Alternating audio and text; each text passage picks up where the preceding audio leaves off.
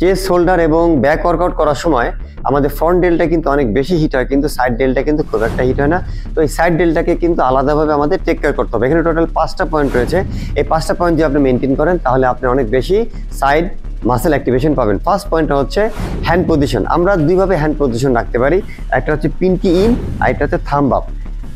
Point number 2 হচ্ছে elbow lock. আমরা সবসময় এলবো লক অবস্থা রাখবো এবং আমরা যখন উঠাবো তখন আমার হাতটা কাইন্ড অফ প্যারালাল হয়ে যাবে। নাম্বার 3 হচ্ছে মোমেন্টাম।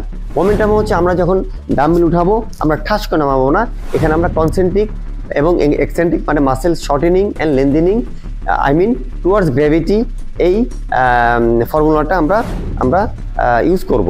নাম্বার 4 হচ্ছে range of motion. Range of motion হচ্ছে ফুল রেঞ্জ অফ মোশনে ওয়ার্কআউট করা সবথেকে পারফেক্ট যদি আপনার শোল্ডার ইঞ্জুরি না থাকে। নাম্বার 5 হচ্ছে পজের টপ। আমরা যখন ডাম্বেল উঠাবো তখন উপরে আমরা একটু ধরে রাখবো 2 সেকেন্ড, স্লো করে এক্সেন্ট্রিক করবো। তো এই 5টা পয়েন্ট আপনি মেনটেন করেন তাহলে আপনি এখান থেকে অনেক বেশি সাইড ডেল্টের মাসেল অ্যাক্টিভেশন পাবেন।